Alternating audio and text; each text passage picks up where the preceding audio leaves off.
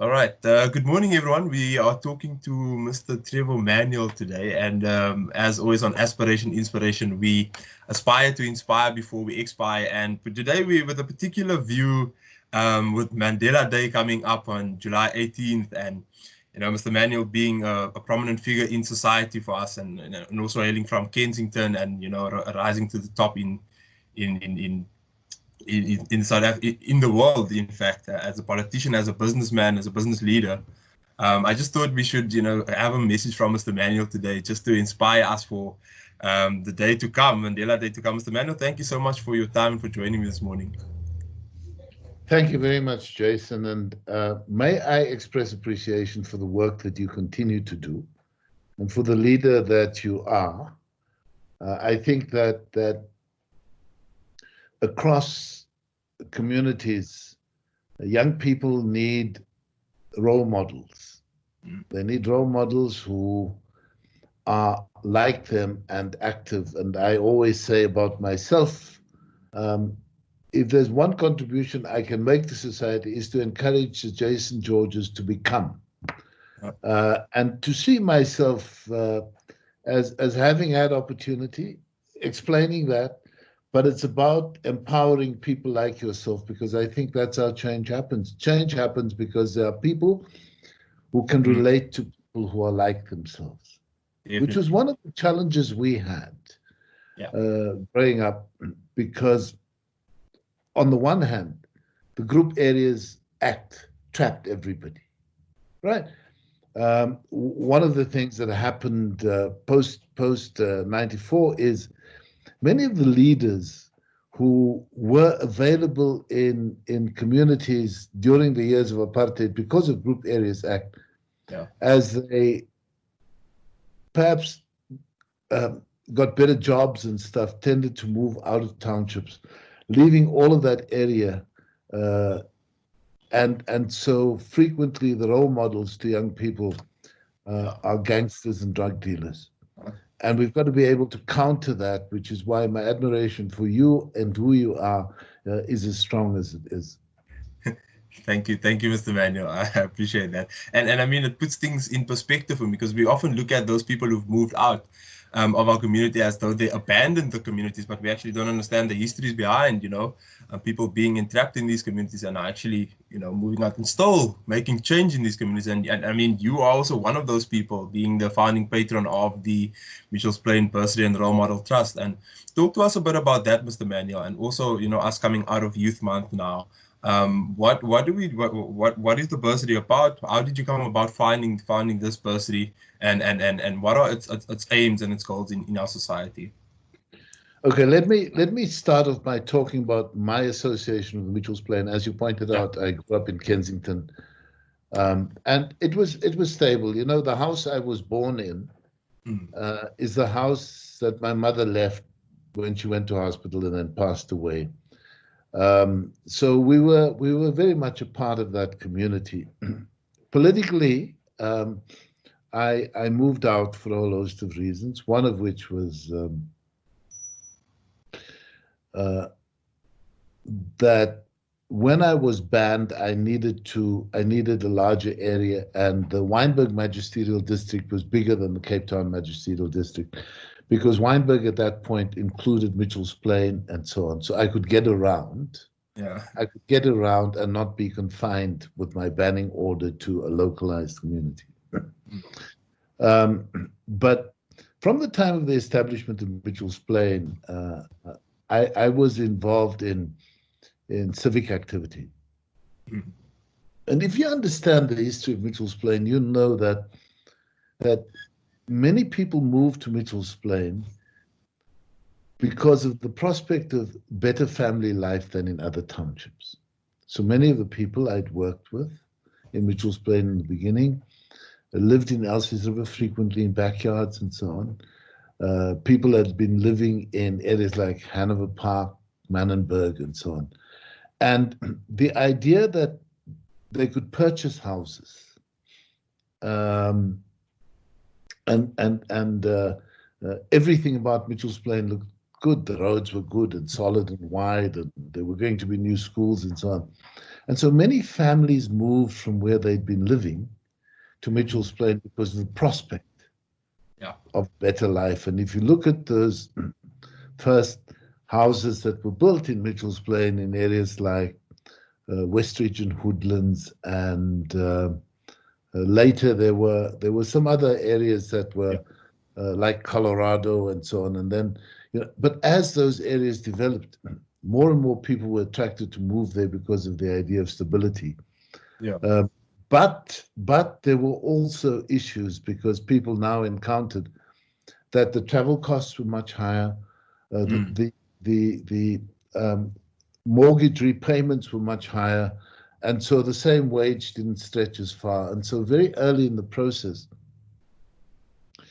by 1979, it was already necessary to start a civic movement in parts of Mitchell's Plain, and it took root very quickly. And there were issues like the cost of electricity.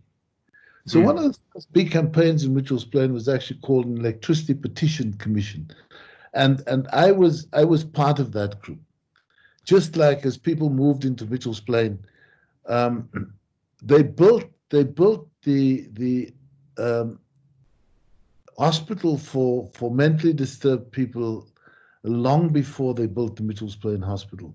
So these became the kinds of issues that were important to the community, and I was involved there alongside activists who lived in the area. So I'd go in support and withdraw. And through 1980 was a fundamentally important year because it was a year of community activity, starting with school boycotts with a lot of support. And as years rolled through, 1983 was a big year for us because we from the Western Cape persuaded our colleagues in other parts of the country that we had to launch this new movement called the UDF in the Western Cape, that we had to launch it in Mitchell's Plain, and out of that we ended up doing this thing in the Rockland Civic. So suddenly Mitchell's Plain became associated with a political movement. And that helped a lot. So, in those years immediately following the launch of the UDF, right through 1985, the schools activities in Mitchell's Plain in 85 were phenomenally big. Students were highly militant. There was an organization called MIPSCO, the Mitchell's Plain Student Congress, and all of the schools were involved. Central to all of that was Spine Road because of its centrality. And as an activist and then secretary of the UDF, I found myself doing a lot of work in that area. Come 1986, when the state of emergency was declared, I was on the run, and I thought that I should hide out in Mitchell's Plain because of its size, and that's where I was detained and went to prison for 2 years from Eastridge. And I think it's created for me a personal bond with Mitchell's Plain. And when in '94 I became an MP, the first constituency I was given was Mitchell's Plain.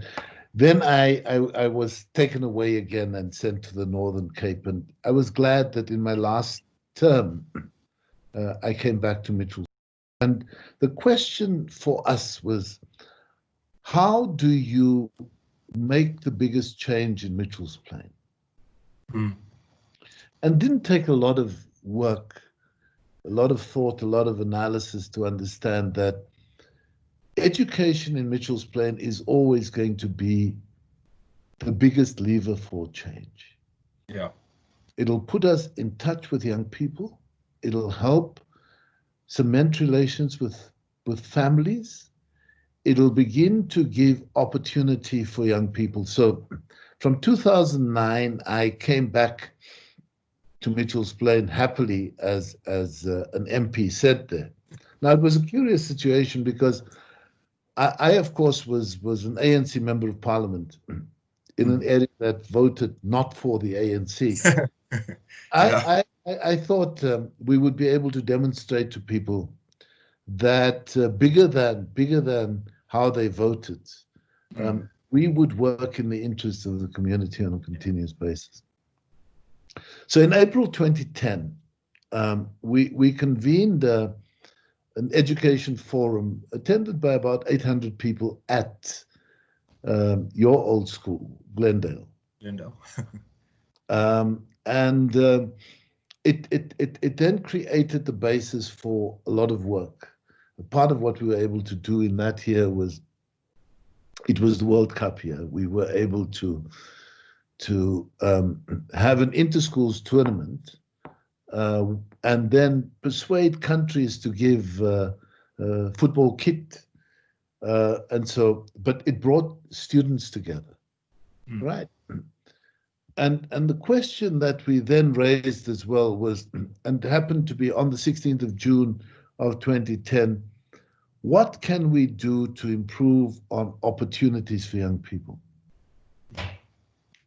And we then decided to launch the idea of a bursary fund. We didn't think that we must go knock on the doors of big corporations. What we hope to do, and it's still a dream that I live for. There are so many people who've come out of Mitchell's Plain who've gone on to do other things in life.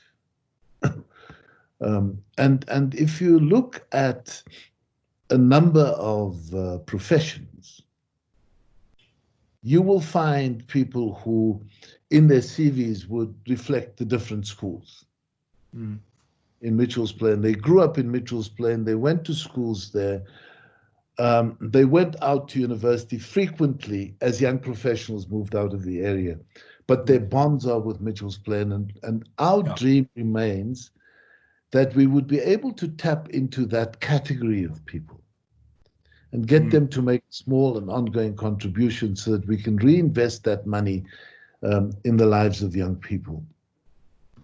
When we started, we thought that we should have an even spread. And so we were able to raise money to support one student from each of the then 16 high schools with something to get them into university. Because even if people were going to get bursaries once they were there, the biggest obstacles to getting into university for the children of working families has been registration fees. So sometimes it's that.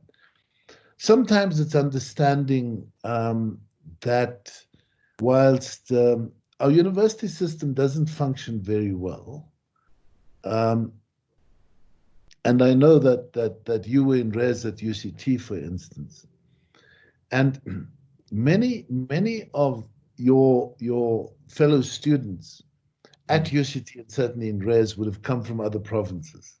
Yeah, they would have overlooked universities close by.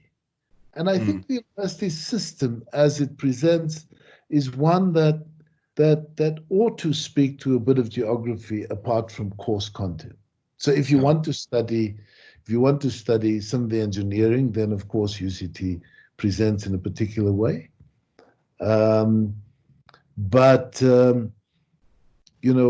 We should try and encourage a different approach, but notwithstanding that, we understand how difficult it is for students who live in Mitchell's Plain and then study even at the local universities. And our support is still to the four Cape Town universities, UCT, UWC, CPUT, and Stellenbosch. And there are big choices that students must make because accommodation at universities is very difficult, and sometimes people prefer to stay at home. Sometimes they are forced to stay at home. Then traveling to campus isn't always covered by NSFAS and so on. And so you need to be able to work through that. And so we remain active. But part of that activity is also understanding that we need to work with the schools. And so we have all of the principals on speed dial. We'd like to have all of the chairs of school governing bodies on speed dial as well, so that we can talk to people. Yeah. It's very important that Mitchell's Plain own this. You see, when we started out in 2010, on Mandela Day, for instance, we were able to mobilize resources. We visited Tafelsig High School, which was pretty run down at the time, and spoke to the principal and spoke to local business people, and spoke to the person who was then principal, Mrs. O'Shea, was able to speak to parents, and we all went in together over a weekend, and we painted the school, got rid of all of that graffiti. Parents and students and outsiders like I was to the school sanded the desks and varnished it, and we wanted to create a learning environment which people would be proud of differently. And so, you know, those opportunities exist. Those opportunities exist, and I think the big issue, and it's an important issue, especially in the light of Black Lives Matter. Indeed, yeah. Encouraging our young people to have pride in who they are and what they are, never to be ashamed. Yeah. And always to aspire and grow, because we frequently, mostly don't have control of where we come from, of who our parents are, of the schools we go to. But we have to ensure that people have the opportunity to change the present and the future. And that is why I'm so excited by the work that you're doing, because it's about getting young people to understand that's who we are, that we matter, that we must be seen to matter by the voice that we have, by the way in which we seek to excel, regardless of our backgrounds. Exactly. And that I think is something that we have to work to on a continuous basis. And I think Mitchell Plain Bursary Trust is a little part of that bigger picture. Yeah, indeed. And I mean, thank you so much for the kind words as well. And this project also is, you know, a little bit, you know, drop in the ocean for achieving that goal that we have. And Mr. Manuel, talking on that point of, you know, taking pride in, you know, where we are from and in what we want to achieve and in our goals, and, you know, despite where we are from, as I said, you grew up in Kensington. You lost your father at a very young age and in a tragic manner, which I've read in a book written about you as well. You failed grade 11 and repeated it, and then you were part of the liberation struggle. You were classified as colored, and I can imagine that also had certain effects. How do you deal with, you know, all of these odds that are stacked against you? And for the kid on the Cape Flats currently, I mean, it's a different kind of struggle, but similar in a way, in that, you know, there are certain gaps in their lives when it comes to that father figure or role model to look up to. They may be struggling academically. How did you overcome those challenges to being where you are now? Jason, there was a very strong link between me losing my father at a very young age and going a bit wild. And I think failing grade 11 was part of the shock. Yeah. But it was also something that made me realize other things. My mother worked in a clothing factory. She earned very, very little. To help myself get through school with bus fare and school uniforms and stuff, worked over weekends at Pick and Pay.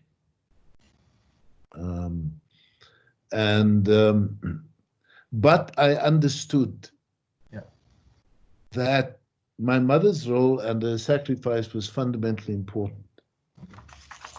You see, and unlike, and this is where our communities are quite different. I mean, in the African community, you'd be part of a clan. You'd know the clan. The uncles would be around. They'd nudge you and push you and so on. In the colored community, I mean, you kind of grow up in your household. Yeah. And so the way in which those things worked out were very hard. And, you know, one of the things my mother wanted was a good schooling. And so good schooling meant traveling. And that is how I ended up at Harold Cressy. My grades were good enough. But there were a series of challenges around it. Like you, I kind of excluded everything except law. Okay. And when I was at school, there was an opportunity then that allowed people to get articles, right? Getting articles when virtually all of the law firms were in or close by the city in those days. Yeah. Getting articles meant that you'd work and you earned, I don't know, if you were lucky, if you got 40 Rand a month or something like that. But 1 or 2 days a week, and certainly 3 evenings a week, the law faculty of UCT was at the Heating campus in the Gardens. And people went up there on those days and got a diploma in law, and that allowed them to get to complete their articles and then be admitted as attorneys. That precedes even the BProc. Yes, I thought it was different. And the LLB degree on its own. And I desperately wanted that. And the only thing I could think of was going to the Law Society offices. And I asked them for the list of their firms, which I got, and then sat down and wrote in longhand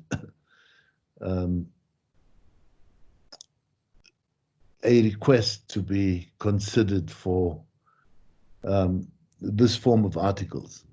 Yeah. And nothing came back. Nothing came back. And it was clear to me at the end of that process that this boy, this son of a factory worker,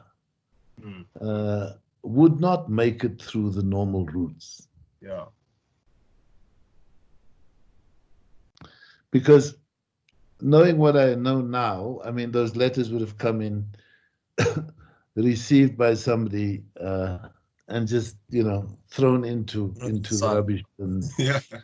And so I finished grade 12 with reasonably good results. I had a pretty good exemption with strong maths and physics results.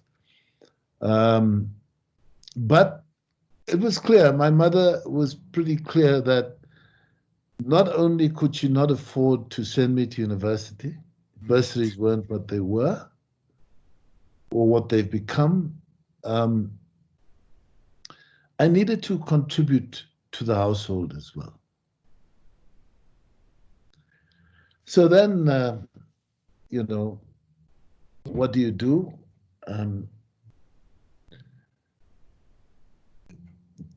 Tried.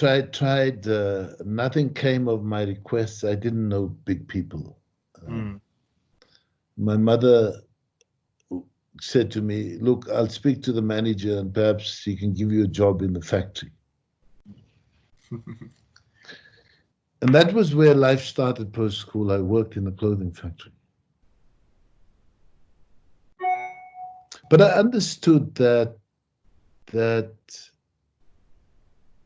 it was going to be a dead end. Mm.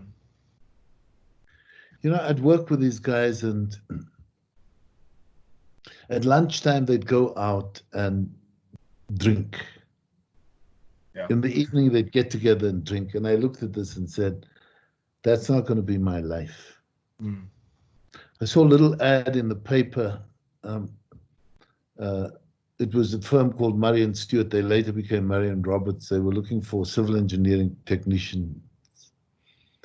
And I applied. Mm. And I got a job there. But the guy, when he realized that I was not white, wanted me to be a clerk. And so for a year I worked as a clerk and battled until eventually I got through that system. Mm. And in those days, it was Peninsula Technicon on the other side of UWC. Cape Tech, which was much closer to where I lived, was only for white people, and near the twain shall meet. And so, but I came through that. Mm. Now, and so I finished that in 70. I finished the bulk of my studies in 77. I needed one or two courses, which not in 78, but in 79, I wrote off. In the meantime, I became an activist. Mm.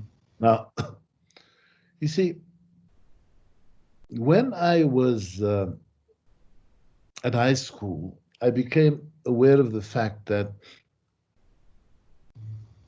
there was this thing called black consciousness. Mm. There were people who demonstrated that you can define yourself differently, and one of those was Steve Biko. Mm. And we what was important for me and others like me, you know, the broad terms that were used were non-white. You were non-white. Mm. Yeah. Now, I was not going to be not anything. I would rather self-define. So Yeah. the idea of blackness was part of self-definition, not about skin color, but about a state of mind. You're either part of the problem, which means you oppress other people, or you're part of the solution. So by the time I left high school, that was already dominant in my mind. Yeah. First year out of high school, we started mobilizing in Kensington. We tried to convene a bus boycott. And that was where I met other activists. Now, the Black Consciousness movement was very strong at the University of the Western Cape. Students had walked off the campus in 1973 demanding a black rector. These were the issues. And so some of the people who were on the SRC at UWs were available. They lived in the areas. They became part of this bus boycott, and that connected us to people in other areas. So as a youngster, I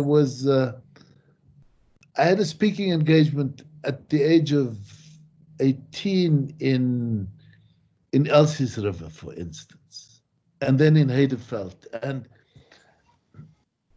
you know, as life proceeded, we built a network of people, and then we learned together. We learned politics together. Yeah. Lived through 1976 uprising. 77, I said I was at campus full time. And by the end of 79, I was explaining, as Mitchell's Plain was coming up, we were working there. 1980 was a big year because there were big uprisings all over. By 81, the people I was working with, including, led by Johnny Issel, perhaps, was an activist from Mitchell's Plain, said, no, I'm going to grow too attached to the idea of a good salary and a pension at Murray and Roberts, as it then became. The community needs activists. And so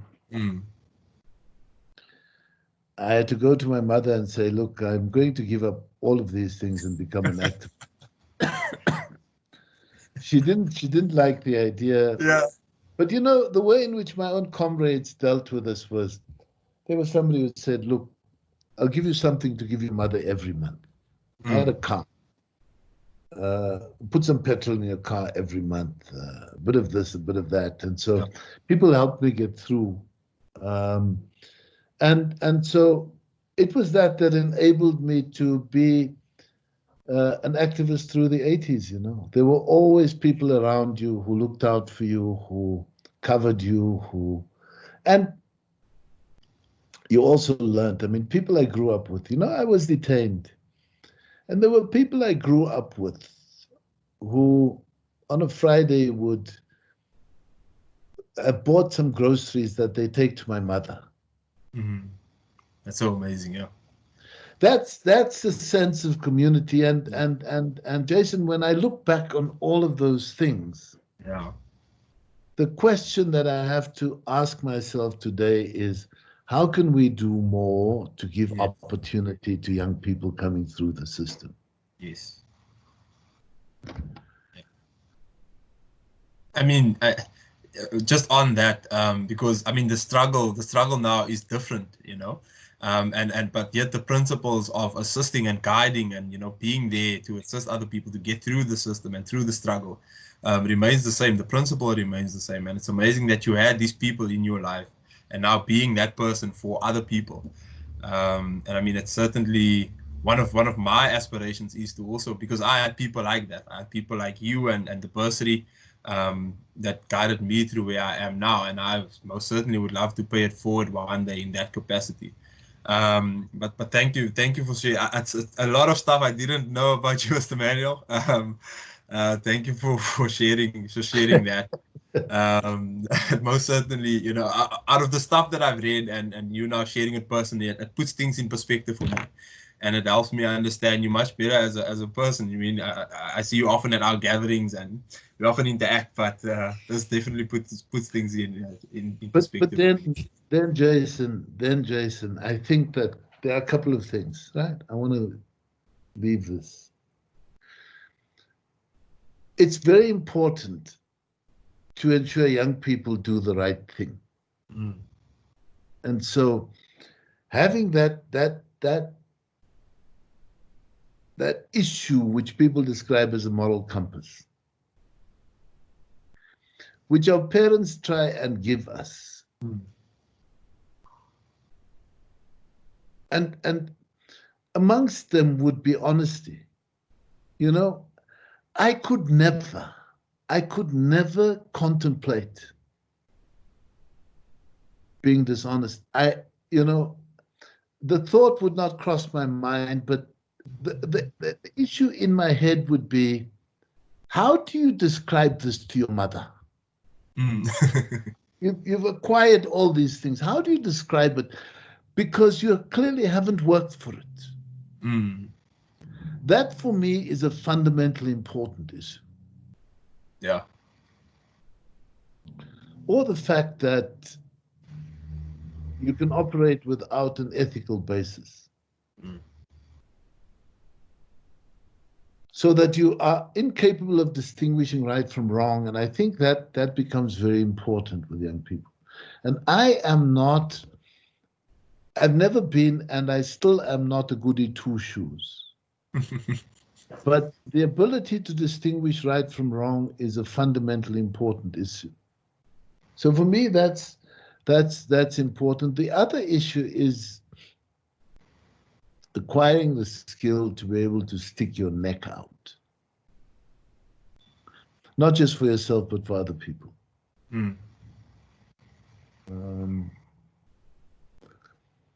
Yesterday, I was sitting and I watched the Formula One race, and there is somebody who has more money than he can ever have imagined. And he's a champion, and he's won so many races and so on. But he raises a black fist and says, Black Lives Matter. He's prepared to stick his neck out, motivated by what happened in Minneapolis, and say, we've got to continue this campaign. Yeah. And that is Hamilton. And so the ability of people to stick their necks out, and part of sticking the neck out in South Africa is also able to say, okay, so we've got a good constitution and we have great opportunities, but we've got to be able to call out when wrong is done. Yeah. So you see, when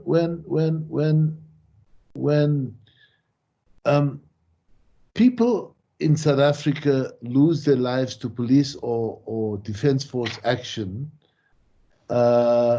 we've got to call these things out. It's a struggle still. It doesn't end just because we had elections on the 27th of April, 1994. We've got to call these things out.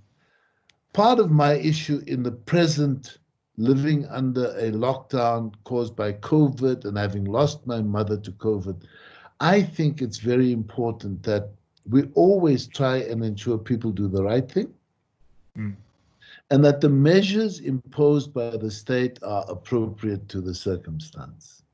Yeah. What we're dealing with is a health issue. We've got to ensure that we can educate people against the health risk. And so we've got to stick our necks out. And then the third issue, which I think is important in young people, and Jason, I see it in you, always to look to the next level. Where am I? I came through Glendale as a duck scholar. I went to UCT. I was fortunate to be supported. I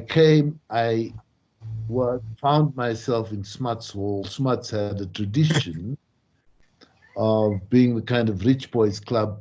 I, Jason George, am not part of a rich boys club, but I made it there because I was prepared to push myself to the next level.